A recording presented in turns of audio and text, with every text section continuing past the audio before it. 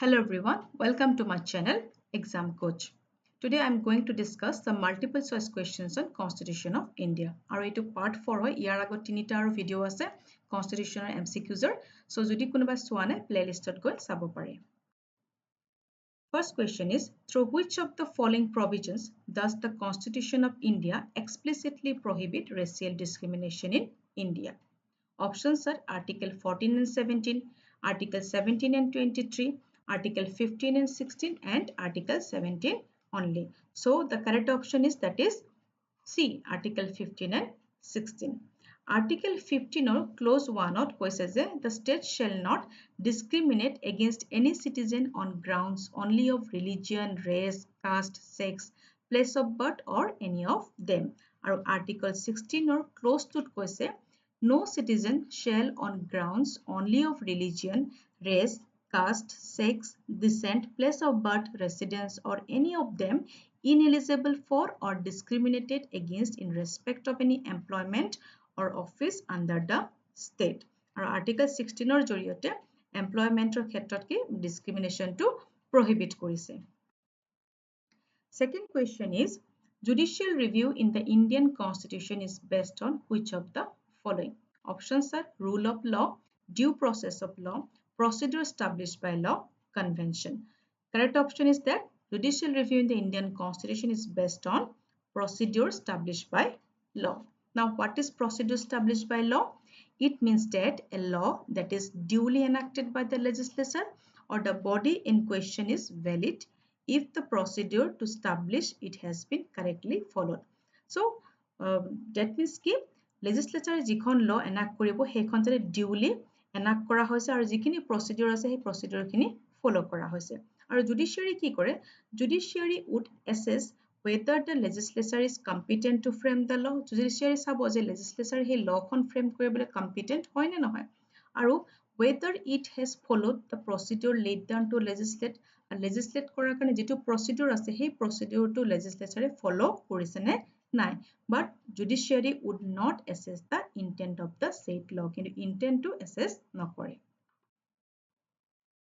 Third question is, in Tinsukia Electricity Company versus State of Assam, the Supreme Court pointed out that the term socialist used in the preamble to the Constitution of India means a state whose basic policy is to, options are prohibit concentration of wealth, distribute equitably the natural resources. Third option is prohibit concentration of wealth and uplift the living standards of people. Fourth option is prohibit concentration of wealth and distribute equitably the natural resources.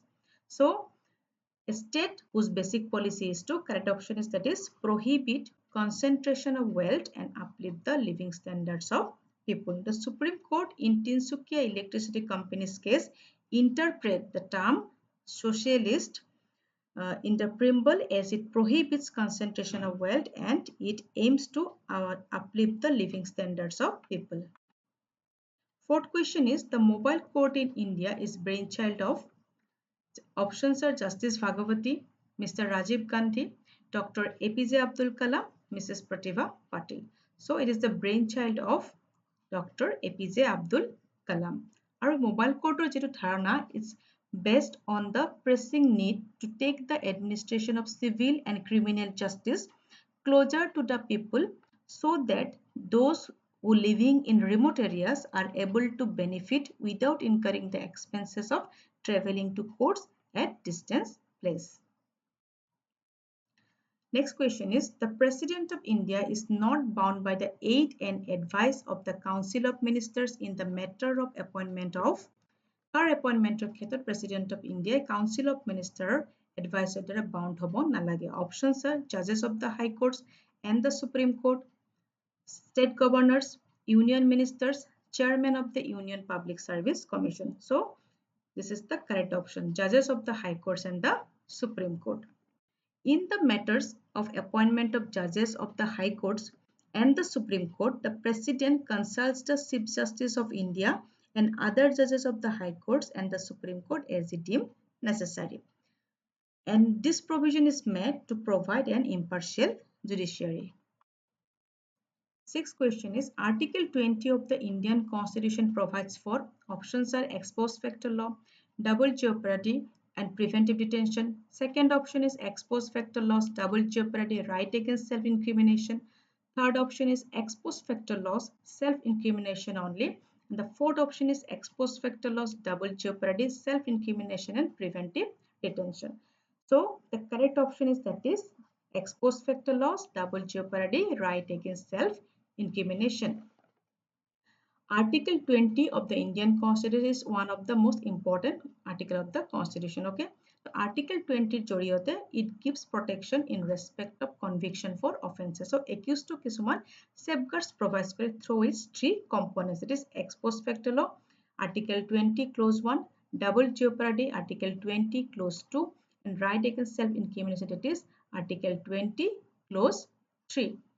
Article 20 clause 1 or জৰিয়তে legislature ওপৰত এটা limitation impose কৰিছে যে legislature retrospective criminal laws বনাব নোৱাৰে okay কিন্তু civil laws ক্ষেত্ৰত তেনেকুৱা limitation impose কৰা নাই গতিকে এটা offense মানুহে যেটো সময়ত কৰিছে সেই সময়ত চলি থকা লখনৰ দ্বাৰাহে মানুহজনকে punishment দিয়া হ'ব তাৰ পিছত অহা ল বা সেই লখনৰ যদি further amendment হয় সেইখন লয় কিন্তু retrospectively আগতে কৰা সেই offense ক্ষেত্ৰত apply নহয় so this is the ex post facto law under article 20 clause 1 যে criminal laws ক্ষেত্ৰত retrospectively apply হ'ব নোৱাৰে double jeopardy that means no person shall be prosecuted and punished for the same offense more than once এটা offenseৰ কাৰণে এজন মানুহক এবাৰতকৈ বেছি punish কৰিব নোৱাৰি and right against self incrimination that means no person accused of any offense shall be compelled to be a witness against himself. Seventh question is the office of the Comptroller and Auditor General of India was created. Options are through an act of the Parliament, by the Constitution, through a cabinet resolution, none of the above. Correct option is that is by the Constitution. Comptroller and Auditor General, he is the guardian of public purse. Aru ase article 148 to 151. Next question is which of the following statements regarding the Comptroller and Auditor General of India is are true? The report of the Comptroller and Auditor General of India statements are it can be considered by the joint session of both houses of parliament includes examination of income expenditure of public sector undertakings. Third option is placed before the Lok Sabha with the comments of the estimate committees. Fourth option is constitutes the basis for scrutiny by Public Accounts Committee of the Parliament. So the correct option is that is C. Statement 2 and 4 is correct regarding the report of the Comptroller and Auditor General of India. So Comptroller and Auditor General of India submits 3 reports to the President.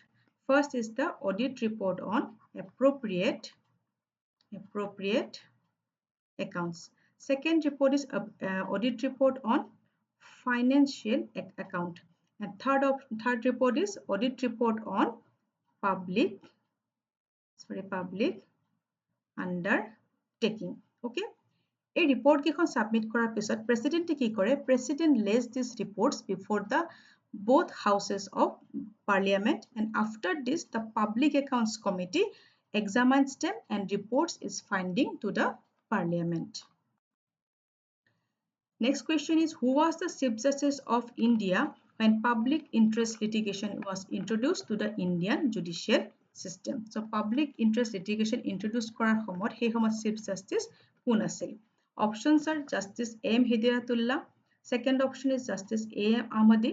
Third option is Justice P. N. Bhagavati. Fourth option is Justice A. S. Anand. So he somot Chief Justice asile that is option C. Justice P. N. Bhagavati. Justice P. N. Bhagavati was the Chief Justice of India when PIL was introduced to the Indian judicial system. Okay, and the concept of PIL is in consonance with the principle enshrined in Article 39A of the Constitution of India to protect and deliver prompt social justice with the help of laws.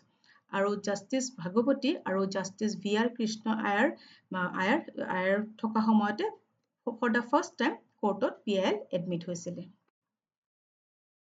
Our last question is who among the following determines the authority who shall readjust the allocation of seats in the Lok Sabha to the states and division of each states into territorial constituencies? Options are President of India, the Parliament of India, the Chief Election Commissioner of India, and the Lok Sabha alone. So here is the correct option is that is B, Parliament of India. Parliament readjust কৰিব পাৰে allocation of seats ক্ষেত্ৰত Lok Sabhar ক্ষেত্ৰত and division of state into territorial constituencies. আৰু এইটো আছে Article 82. Okay, so this is for today. Thank you.